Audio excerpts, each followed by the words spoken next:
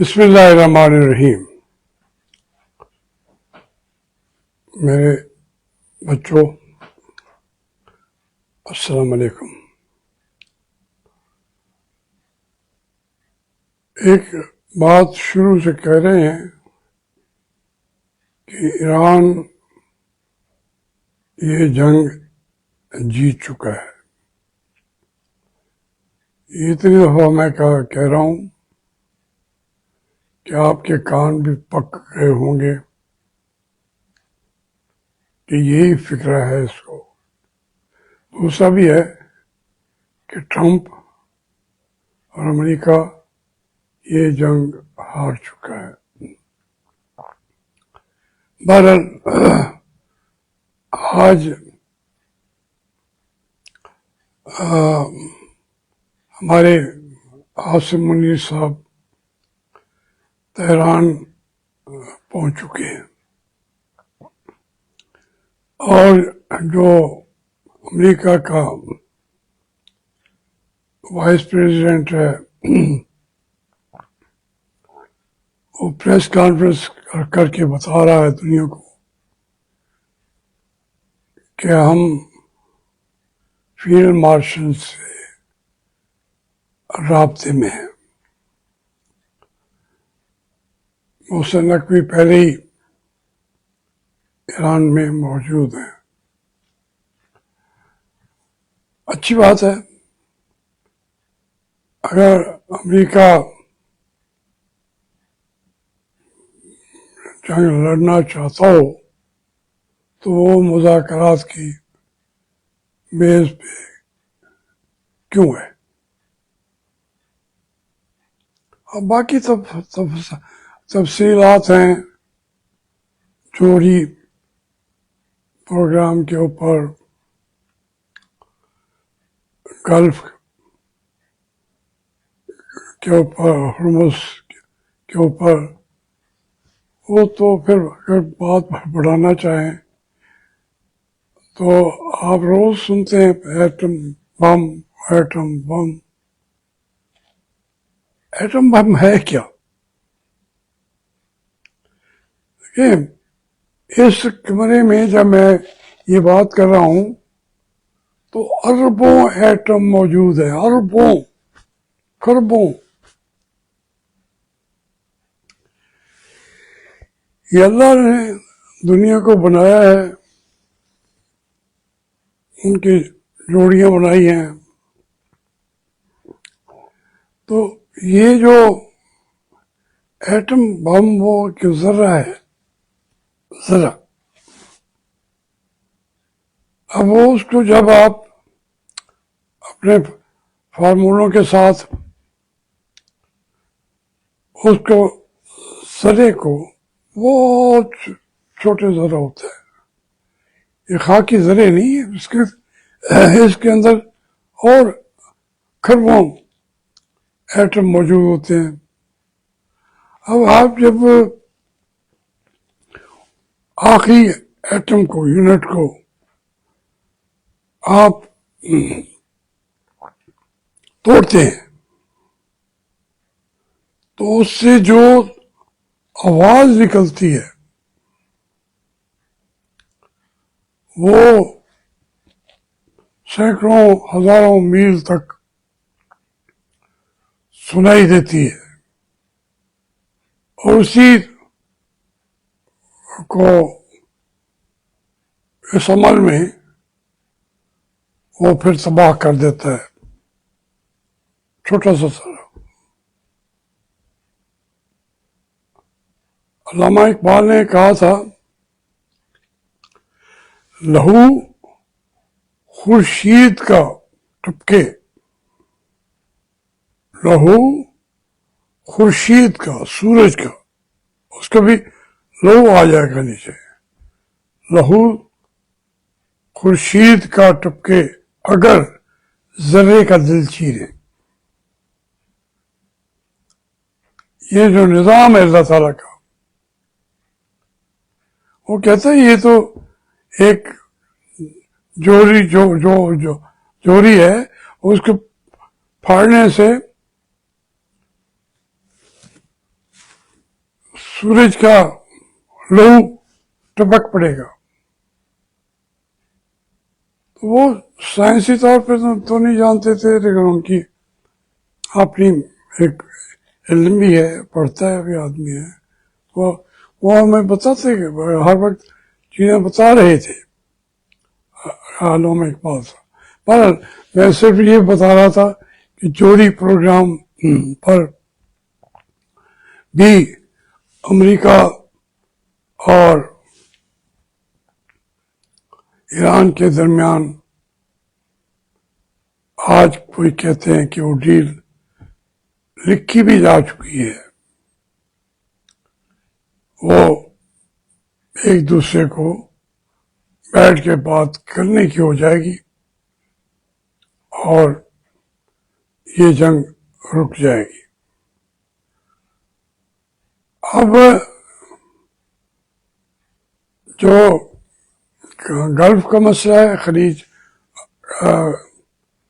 Hormuz का, उसके अंदर तो बड़ी वाज़ेह पोजीशन ली है ईरान ने कि 28 से पहले उस पर वो कहते हैं हम आ भी नहीं सकते। अगर उस पर हम आए अपना हुर्मुज़ पे, तो अमेरिका जो है उसको फिर हम खुली छुट्टी दे दें हमारे मामलात में मुदाखलत करने को। उसके लिए हम और डील करने को तैयार हैं और खलीजी मामलात को हुकूमतों को उन्होंने लिख के भी दे दिया है और उसमें उन पर पाबंदी भी कम होगी, लेकिन ओवरऑल कंट्रोल जो है वो ईरान रखना चाहता है। इस पे जो कुछ छोटी मोटी बातें होंगी, लेकिन ये सारा प्रोसेस जो है वो एक दिन में तो हो नहीं जाना। एक अंडरस्टैंडिंग डेवलप हो जाएगी। सालसी का ये काम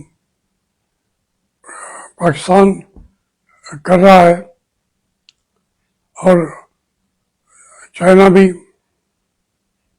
इस बात से अलग नहीं है।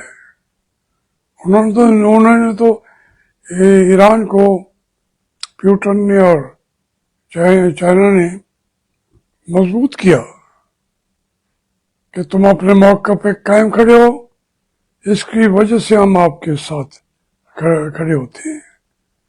और चाइना को मसाइल भी हुए हैं, पूरी दुनिया ने, बाकी नेटो, पुराने नेटो के लोगों ने और यूरोप ने, उन्होंने बैठ के कहा कि जो खलीजी ये मुल्क हैं,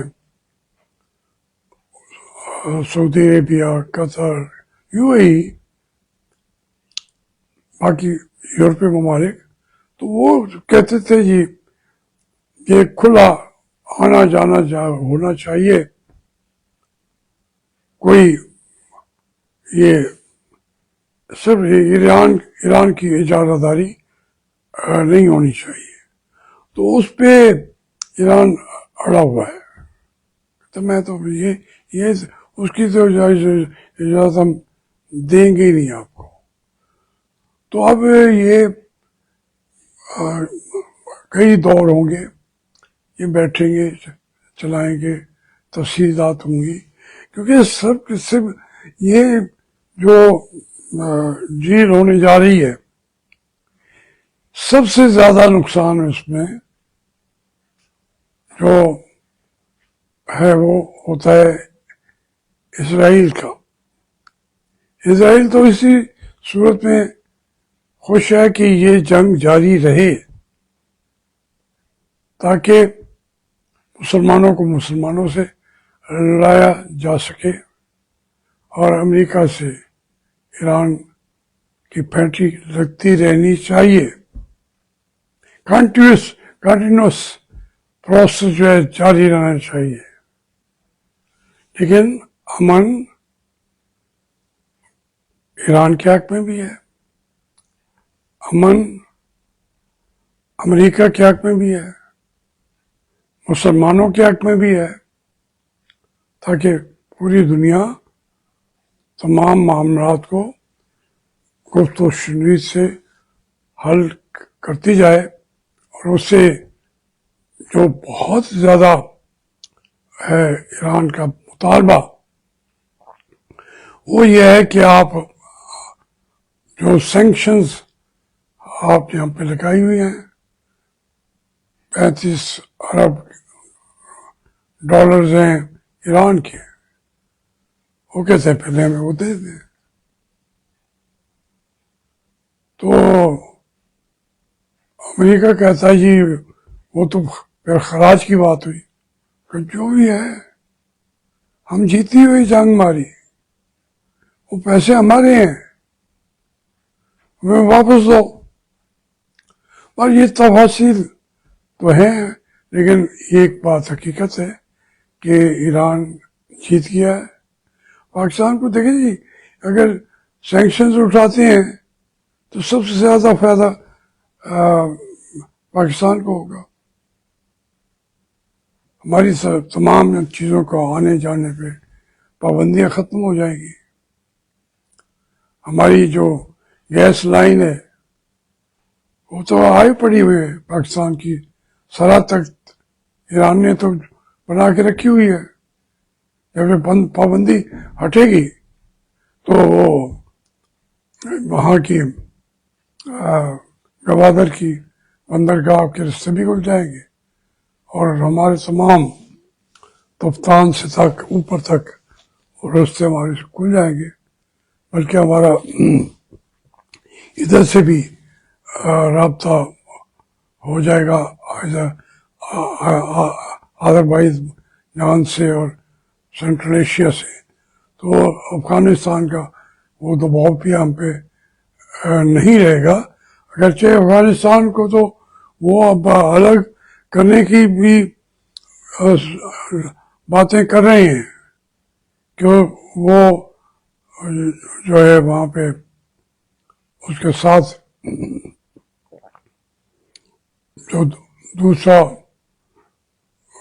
جو شمالی، یہاں سے شمالی کہتے ہیں، وہ جنوبی کہتے ہیں، کوئستان فلانا شان، پر وہ لوگ کہہ رہے ہیں ہم افغانستان میں کبھی تھے ہی نہیں. تو افغانستان کے ساتھ بھی جو ہو رہا ہے یہ ہونا تھا. وہ پاکستان کو اللہ نے موقع دیا ہے کہ ورنہ وہ تو ہمارے گھروں کے اندر گھسے ہوئے تھے طالبان، تو اب ان کو اپنا رولنا پڑ گیا ہے. تو یہ اسی کی صورت حال ہے، اور انشاءاللہ یہ لازمی ڈیل ہو جائے گی. پتہ اور جنگ تو ہونی تھی وہ ہو چکی، ایران جیتا ہوا ہے اور ٹرمپ ہارا ہوا ہے. تو اس سب سے میں یہی بات کر سکتا تھا. پھر اب اندر کے معاملات ہیں، یہ جو ہمارے فوجی جو ہیں یہی اگر ہمارے نمائندے ہیں تو پھر ہماری کوئی حیثیت ہی نہیں رہتی. یہ پابندیاں عجیب طرح کے لگاتے ہیں.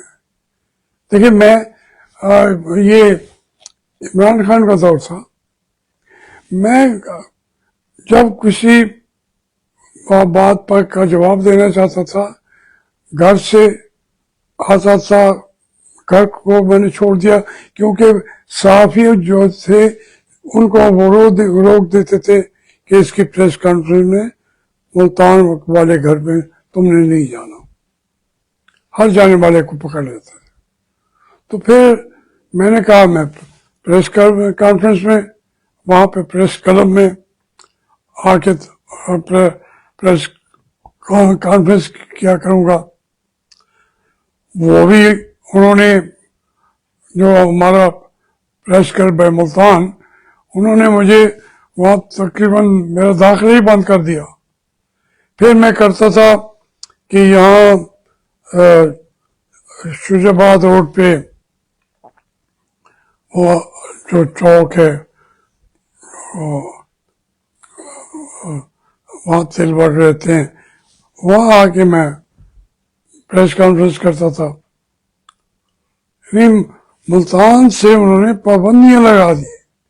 پھر میں جہانیہ میں جا کے پریس کانفرنس کرتا تھا، وہ بھی بھاگ گئے. حالانکہ میرے سارے چیزیں بھی میں نے بنائی تھی، تحصیل میں نے بنائی، وہاں سے بھی باتیں کرنے دیتے تھے. تو پھر ہم آخر یہاں آگے ہم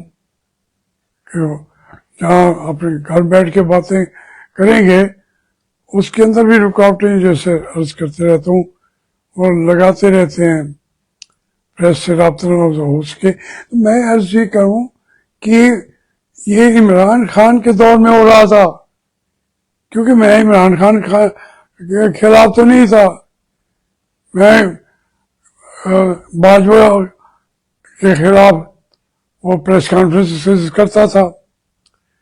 حمید جو ہے فیض حمید، وہ اس کے خلاف باتیں کرتا تھا.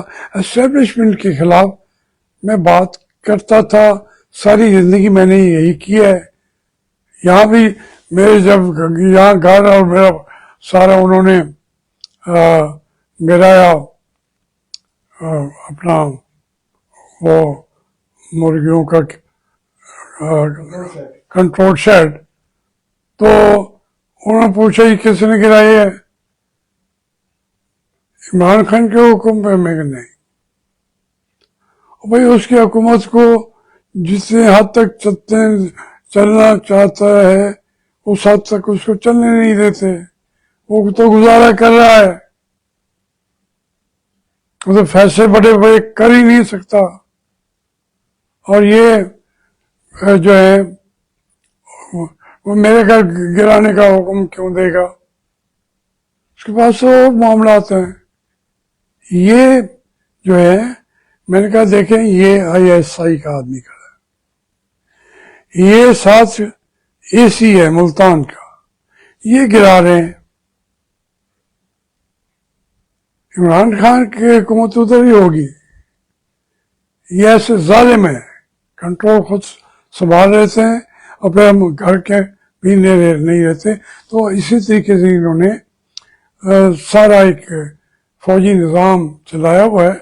کنٹونمنٹ میں میں پریس کانفرنس نہیں کرتا تھا کیونکہ وہاں پہ بھی کنٹونمنٹس کا اپنا نظام ہے. وہاں پاکستان بننے سے اب تک وہاں جمہوریت نہیں آئی. الیکشن اپنی مرضی کے کراتے ہیں، کونسل اپنی مرضی کے ڈالتے ہیں. وہاں تو مسلسل مارشل لا جو ہے کنٹونمنٹس میں لگا ہوا ہے، کنٹینیو کر رہا ہے. تو بہرحال ایک باتیں پھر کہیں سے کہیں چلی جائیں گی.